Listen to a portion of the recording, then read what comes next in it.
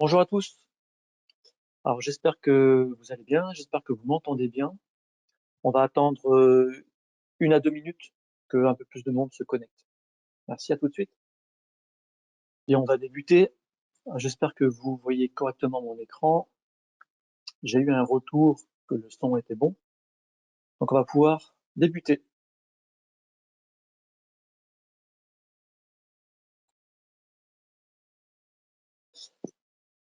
Alors je suis Yannick Margani, consultant simulation chez Avenao. Ça fait quelques fois que je donne des webinaires sur le sujet de la simulation. Et aujourd'hui, donc une nouvelle fois, je vais vous parler de simulation sur un cas industriel et on va voir tout ça ensemble. Comme d'habitude, vos micros sont coupés, mais vous pouvez poser des questions via le chat. Donc à droite, dans votre panneau GoToMeeting, vous avez, un endroit pour poser des questions, donc n'hésitez pas. Avant de commencer, j'aimerais avoir un petit peu votre avis sur justement la simulation. Alors, il y a un sondage en ligne sur Mentimeter. Donc, vous pouvez soit flasher le QR code avec votre smartphone, ou alors aller sur le site menti.com et utiliser le code suivant. J'ai préparé 2 questions, c'est très rapide et je vais le mettre en direct pour voir un peu vos différentes réponses. C'est juste un peu pour avoir votre retour sur la simulation. Donc si vous allez sur Menti, vous devriez voir ceci. Et j'ai posé une question assez simple. Première question, êtes-vous familier avec la simulation numérique par élément fini? N'hésitez pas à vous connecter et à répondre directement. Les réponses devraient s'afficher normalement sur l'écran.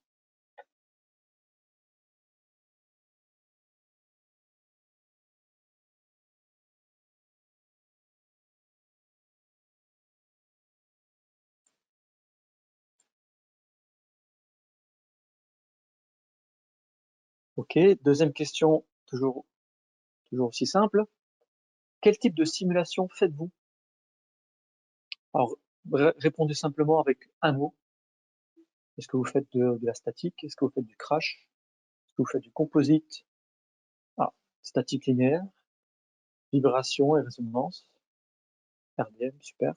Merci pour votre participation.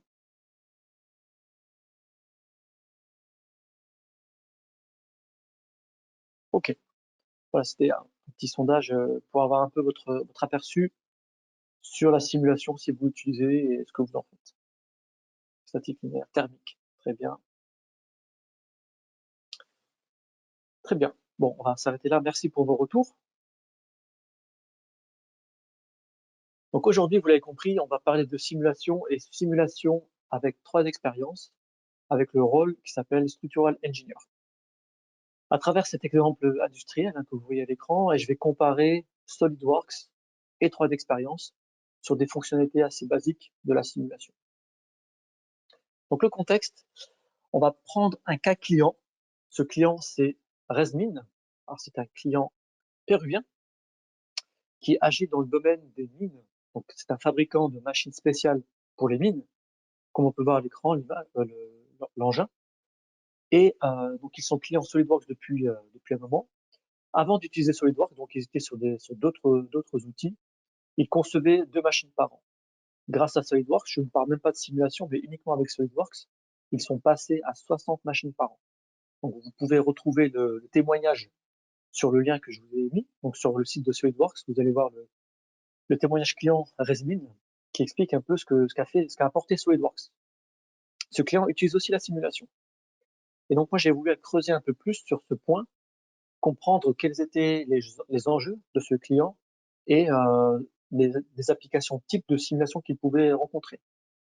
Donc ce qu'on va faire, on va, dans le cadre de ce webinaire, simplement se focaliser sur ce sous-système, donc le bras le bras de levage, si je puis dire, avec les 2 vérins. Et on va s'attacher à réaliser 3 objectifs majeurs pendant cette présentation. Donc le premier objectif, ça va être de bien sûr modéliser l'ensemble de la structure, mais aussi la connexion entre les différentes pièces. Comment est-ce que je vais faire pour représenter les différents boulons, les différents composants, les vérins, etc. Donc ça va être un premier enjeu. Ensuite, je dois vérifier la déformée de ce bras sous différents cas de charge avec une étude statique linéaire. Donc certains d'entre vous ont peut-être déjà l'habitude de faire ça avec SolidWorks. Donc là, en fait, je vais simplement vous montrer comment on peut faire. Je vais surtout m'attacher sur les résultats. Et un troisième objectif sera de vérifier les fréquences de résonance de ce système via une étude fréquentielle. Donc en fait, voir les modes propres de résonance et savoir à quelle fréquence et comment se déforme cette structure. Parce qu'un engin, forcément, ça va vibrer. On ne veut pas que des vibrations viennent entacher l'intégrité de la structure et diminuer sa durée de vie. Alors, mais comment fait-on dans SolidWorks pour tout d'abord modéliser des vérins? Alors, je ne sais pas si vous avez déjà essayé. J'ai essayé pour cet exercice. Je vais vous partager mon expérience. Et aussi, comment faites-vous dans SolidWorks pour représenter des assemblages vissés? Tout ça, en fait, dans le but, surtout de ne pas alourdir la simulation. Parce que vous savez, lorsqu'on fait de la simulation, on peut très bien modéliser l'ensemble de la structure, mais ce qu'on souhaite avant tout, c'est de simplifier un maximum dans un premier temps, pour avoir une première idée. Et ensuite, si on souhaite affiner un peu plus le résultat, on va rajouter un peu de complexité. Mais dans un premier temps, sans alourdir la simulation, comment je fais pour modéliser ces différents composants? Vous trouverez aussi dans la base de connaissances SolidWorks, où je vous ai mis le lien, un article très bien qui vous dit comment justement quelles sont les bonnes pratiques pour diminuer un peu la taille des calculs et notamment la taille des modèles. Donc représenter des vérins justement par des connecteurs, ce genre de choses. Donc c'est ce que je vais vous présenter ici. Donc avec SolidWorks, comment je peux faire pour représenter ces vérins? Bon, vous allez me dire, on peut utiliser des connecteurs. Alors, quel type de connecteurs? On en a plusieurs à apporter. Est-ce qu'on va utiliser des tiges de liaison? Alors, si on regarde un peu plus près, des tiges de liaison, c'est simplement en fait une barre mécanique qui a un matériau donné, qui va relier une surface à une autre et qui va donc transmettre des efforts via cette tige. Donc c'est pratique lorsqu'on souhaite, par exemple, s'affranchir de représenter la géométrie d'une biellette, par exemple, entre deux pièces. Mais pour ce cas d'application aussi, représenter un vérin, on ne pourra pas le faire avec une tige de liaison. Est-ce qu'on peut utiliser un ressort? Intéressant. On pourrait utiliser un ressort, mais si on regarde un peu la documentation, on va devoir en fait sélectionner des faces circulaires concentriques, coaxiales. Et dans ce cas-là, en fait, vous voyez que moi, ce que je veux faire, en fait, c'est mettre un vérin entre ces faces-là et ces faces-là, d'accord, qui ne sont pas spécifiquement coaxiales.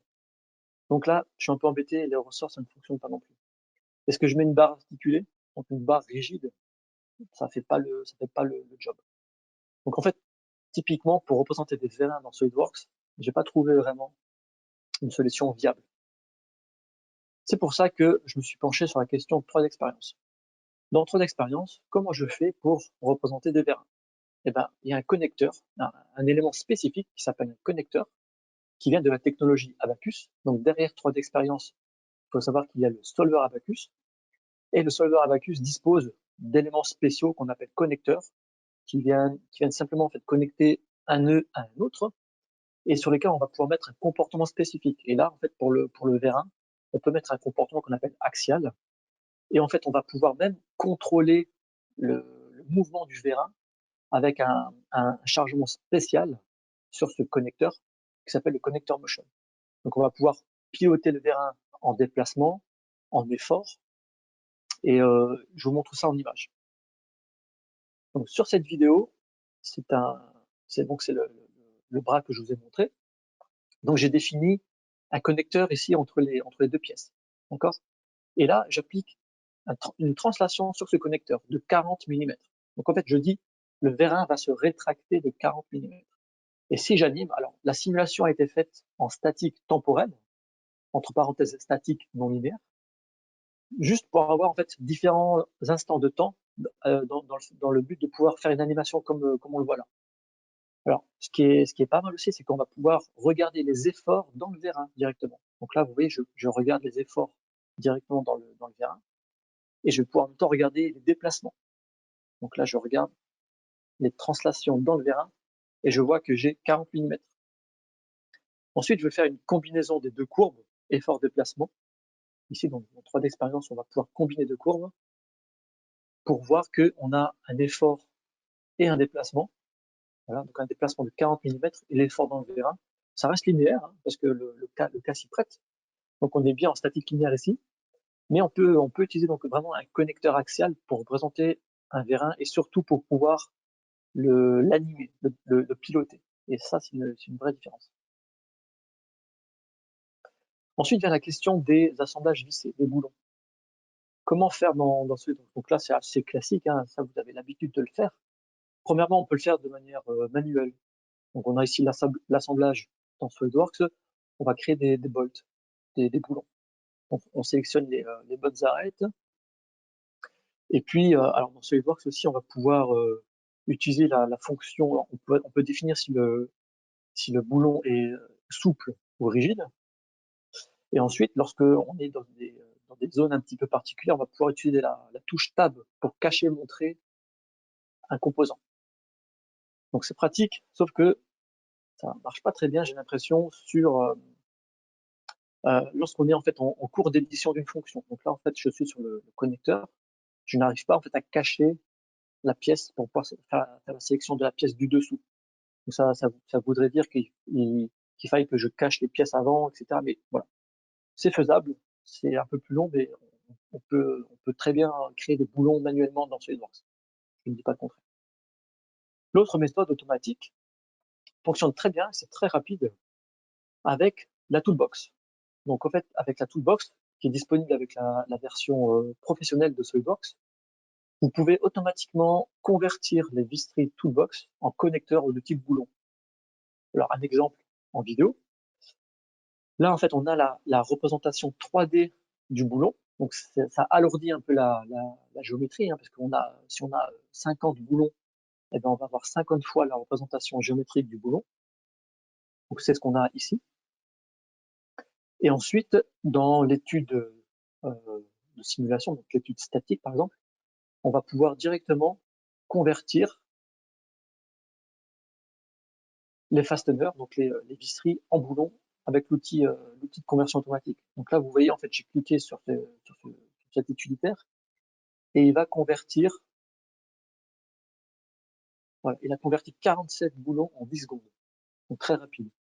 Donc là, j'ai bien une représentation élément fini de mon boulon, d'accord? Mais la contrepartie, c'est que je dois avoir la CAO du boulon. Donc ça marche très bien, très rapide, mais il faut avoir la CAO via la toolbox.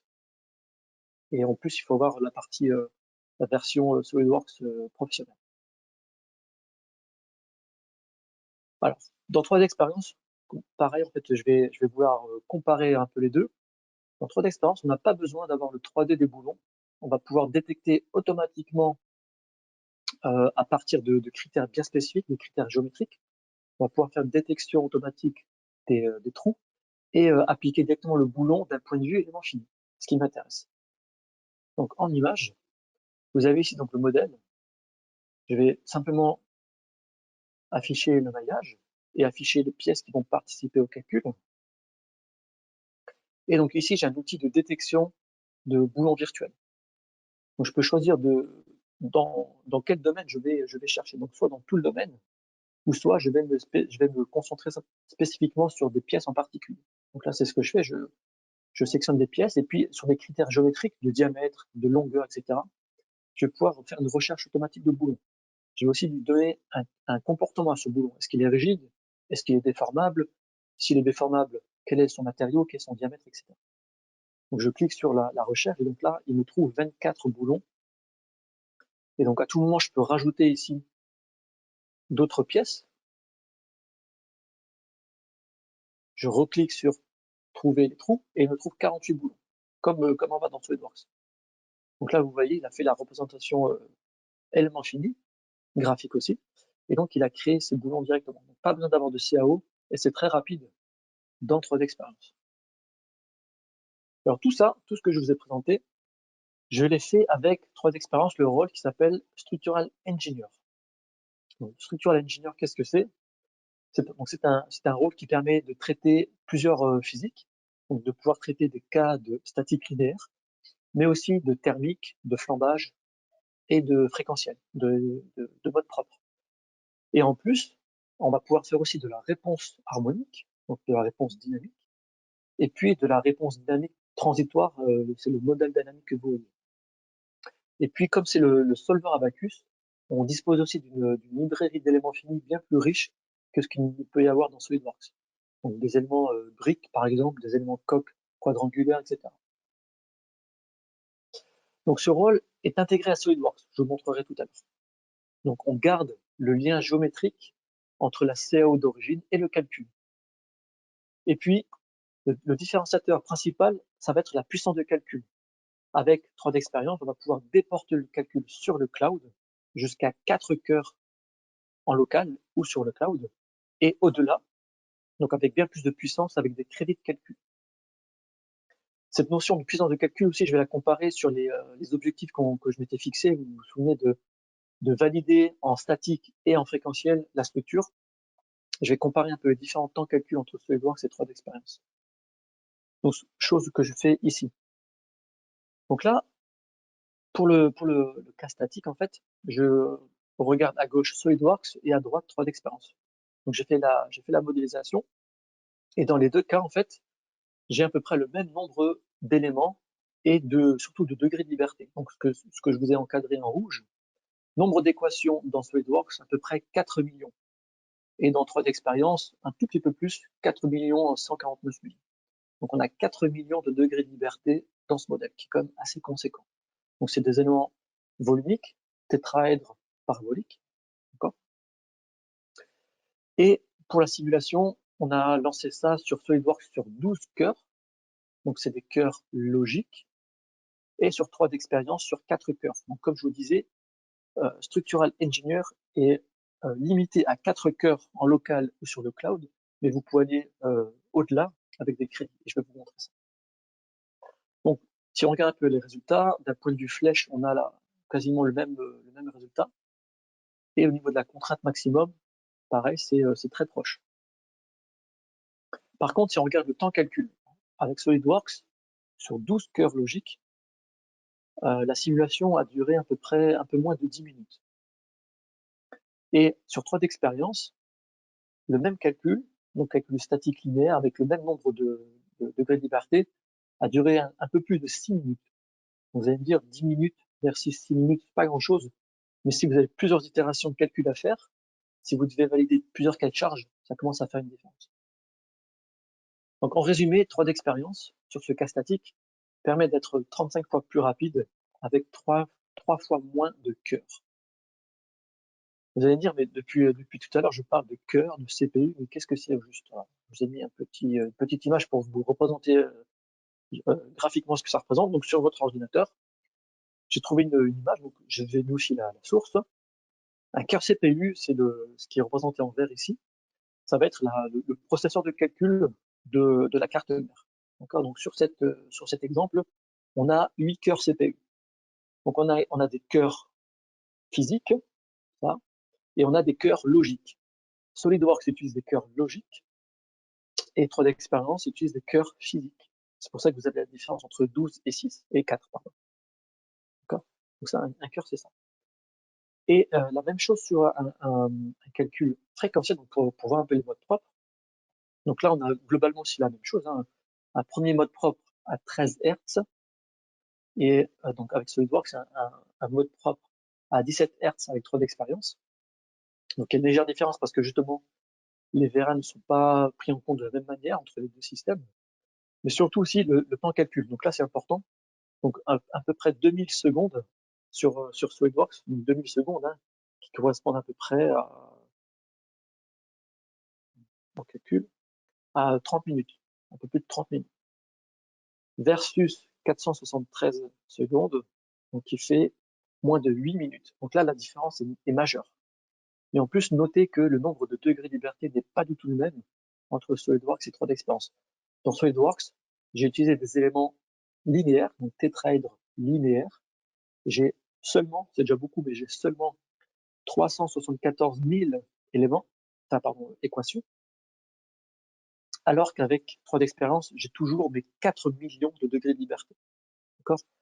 Donc 3D Experience, 4 millions de degrés de liberté, fait le calcul en 8 minutes.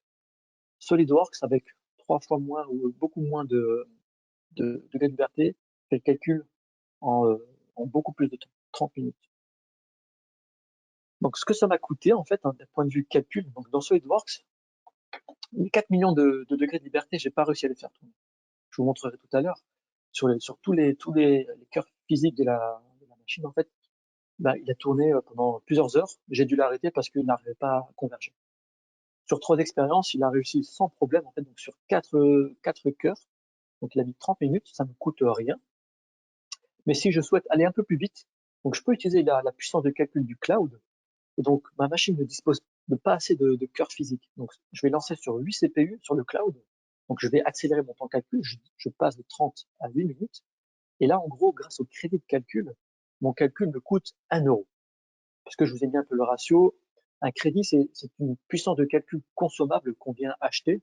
Et en fonction du temps calculé, de la puissance qu'on vient solliciter, ça va être consommé. Donc là, en fait, pour ce calcul-là, ça me coûte 1 euro. D'accord? Et pour vous montrer un peu plus dans le détail sur SolidWorks, donc avec 3 millions et demi de degrés de liberté, non, pardon, ici, non, avec 4 millions, pardon, ici, de degrés de liberté, la mémoire prise était conséquente et surtout le temps, 3 heures. Et encore, il n'est pas terminé. Donc je l'ai arrêté avant parce que j'ai pas réussi à le faire converger. J'ai même fait d'autres tests en baissant un peu les degrés de liberté. Donc 2 millions et demi, toujours pas, 4 heures. 1 million 4, plus d'une heure et demie, j'ai arrêté. J'ai pas eu la patience. Donc c'est pour ça que je suis passé en tétra linéaire pour avoir quelque chose. Mais en un temps beaucoup plus conséquent que par rapport à 3 d'expérience.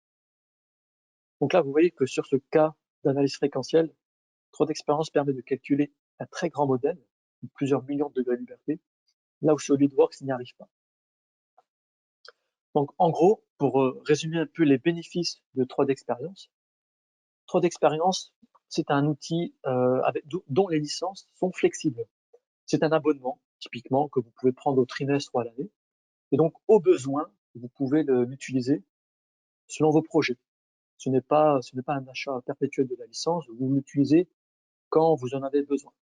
Et c'est intégré à SolidWorks. Je vous montrerai un petit peu tout à l'heure aussi ça. Ensuite, ça utilise la technologie Abaqus qui est reconnue et qui a fait ses preuves, comme on peut le voir ici.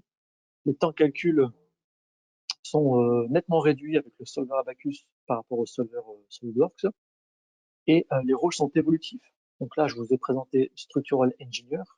Si demain vous avez besoin de faire du non linéaire, donc vous pouvez passer à la version supérieure avec Structural Performance Engineer. Et si vous avez besoin de faire, par exemple, du crash, de l'impact, de la mise en forme des matériaux, vous pouvez passer sur Structural Mechanics Engineer. Donc ça évolue en fonction du besoin. Et puis, c'est connecté. Donc c'est sur le cloud, c'est collaboratif. Et puis surtout, la puissance de calcul déportée sur le cloud apporte un vrai avantage par rapport à SolidWorks, comme on a pu le voir sur ces exemples-là. Avant d'aller plus loin, je vous montre rapidement. Donc là, c'est mon modèle SolidWorks. D'accord? Donc j'ai fait un peu les différentes choses. Hein. Je ne reviens pas dans le détail. Juste pour vous montrer ici comment je fais pour passer dans 3 d'expérience. Là, j'ai un connecteur ici. Alors, c'est pas ce modèle-là que je vais ouvrir. Je vais ouvrir un autre modèle, celui-ci. C'est le même. Voilà. Et donc, dans SolidWorks, il existe une passerelle vers 3 d'expérience.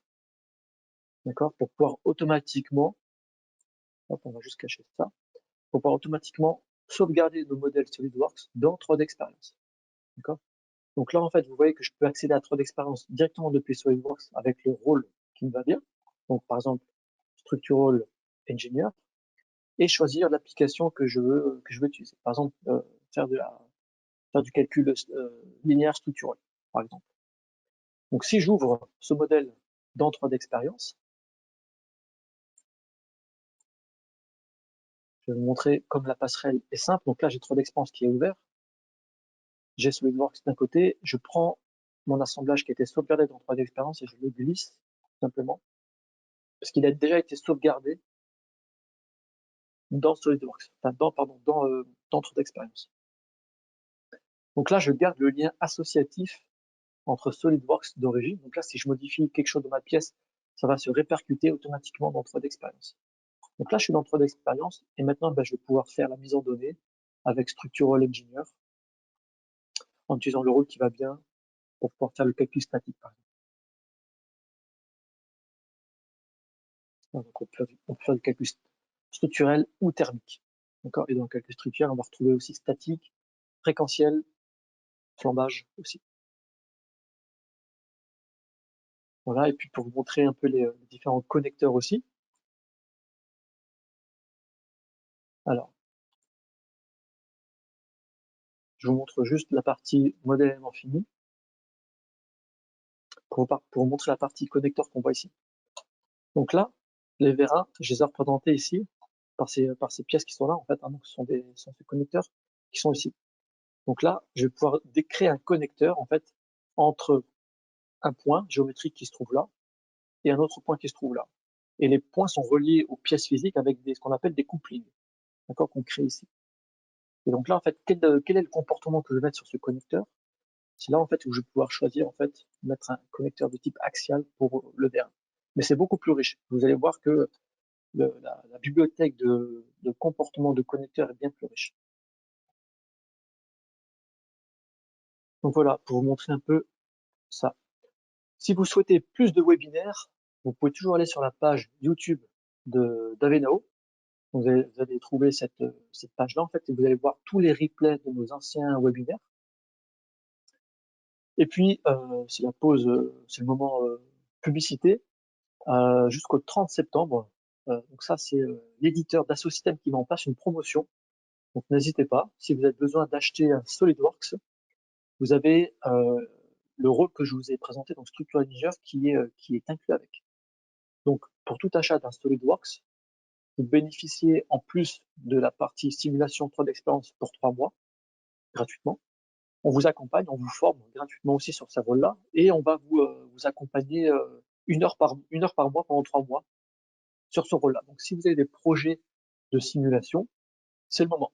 On est disposé à vous assister sur ce point-là. N'hésitez pas à prendre rendez-vous avec nous en allant cliquant sur ce lien. Et puis, donc, vous pouvez aussi noter ce webinaire. Et chose importante, le prochain webinaire aura lieu le 9 septembre sur justement la collaboration entre SolidWorks et comment collaborer au sein d'une TPE-PME. Dernier point avant de vous quitter, justement, j'ai préparé un sondage que je vais lancer.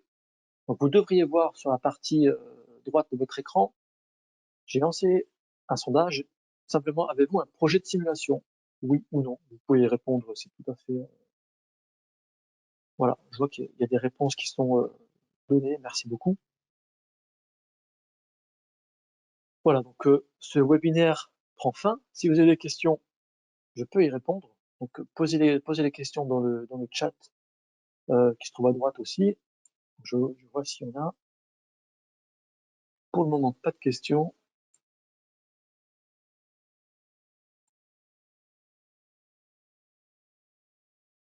Très bien. Écoutez, s'il n'y a pas plus de questions, je vous libère. Merci d'avoir assisté à ce webinaire. J'espère qu'il vous a plu. Donc rendez-vous le 9 septembre pour le prochain. Et puis bonnes vacances à ceux qui sont en vacances et bon travail à ceux qui le sont. À bientôt. Au revoir.